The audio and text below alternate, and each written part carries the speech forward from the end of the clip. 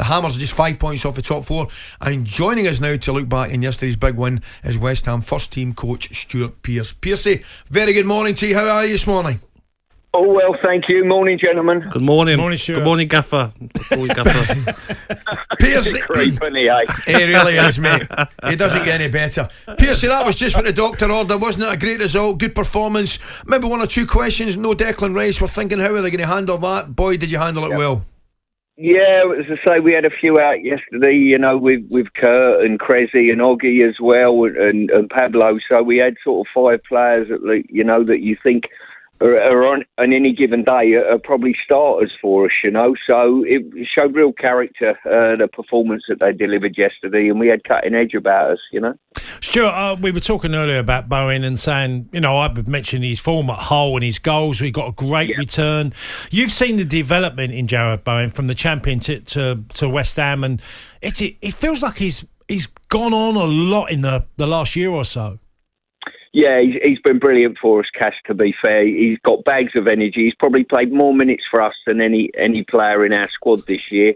His versatility to play up front when Mick's not been available as well has been absolutely vital for us. So not only does he play off the right-hand side, that's his favoured position. He's I wouldn't say filled in, but he's led the line for the team as well. He's got bags of energy. He's durable, so...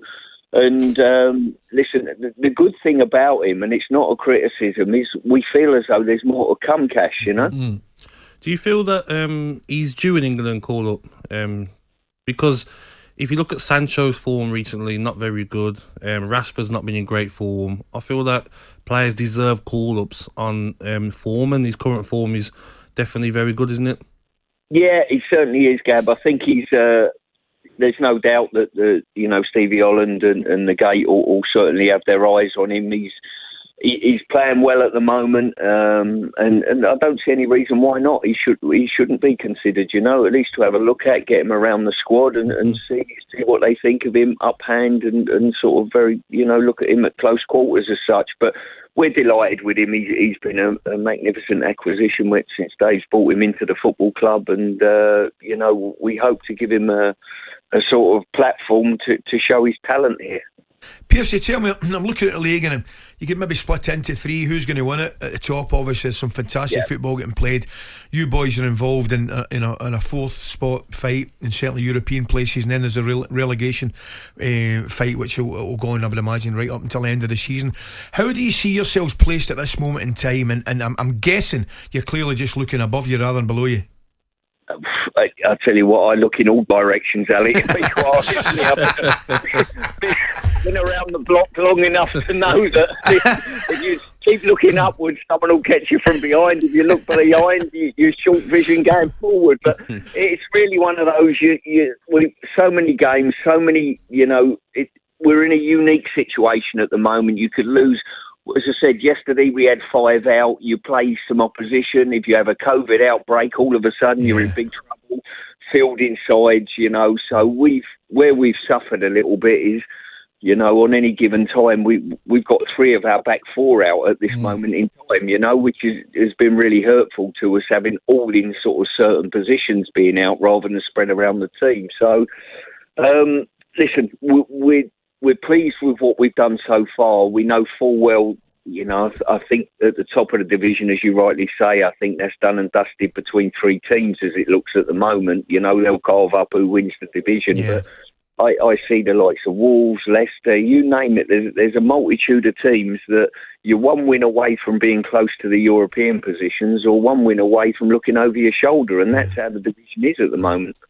I was wondering as well, it was good to see Antonio last night, looking back to his best, bullying defenders, being a menace. But is it something you're going to look at in January, just to keep yourself cover of maybe bringing in a striker? Yeah, we've been continually looking for someone to improve us at the front end of the team. There's no doubt about that. It's no big secret on that, Gabby. But it's getting the right people. January, always a really, really difficult time to bring players in. I found that out as a manager myself. And listen, if the right players are out there, you know, I'm sure that the club will be backing Dave in regard to taking the team forward. We feel as though we're in a good position at the moment, but if we want to show a real level of consistency right through the squad, you know, we probably need to improve slightly if we can. We're delighted with the players we got, but you're always looking to go to the next level of consistency if you can. And Stuart, going into 22, I'm sure you're quite excited, really. I mean, you mentioned there looking forward and looking back, but generally, you know you're with a good bunch of lads. There's one thing that's pretty clear, that the squad you've got, there's a real unity there. That is for sure, Cass. That's the one thing that's underpinned our football club on occasion, that we haven't particularly played well on occasion, but they've shown great character and togetherness, and that's been a work ethic, underpins everything we do here. Dave's organisation as a manager is, you know, second to none. His knowledge as a manager is fantastic.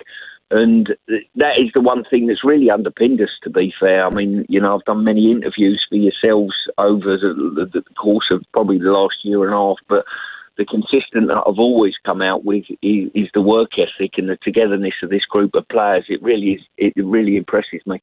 Pearce, I want to ask you, there's a couple of things, stats that were hit with that I didn't know this morning, which are remarkable. For example, if we fella you're talking about, Mark Noble has now equalled Di Canio's record for Premier League goals, hitting he's 47th on the spot.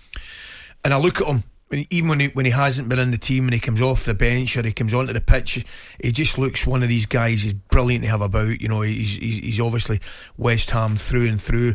That is incredible what he's achieved there, I've got to say. But also to follow that up, Big Moisey, this is unbelievable. This is now going past Harry Redknapp to become the third most on the wins for Premier League managers. Big Moisey's on 237. I didn't know that, Pearson. I know you touched on it, and I know how meticulous the big fella is, but even that is remarkable, isn't it?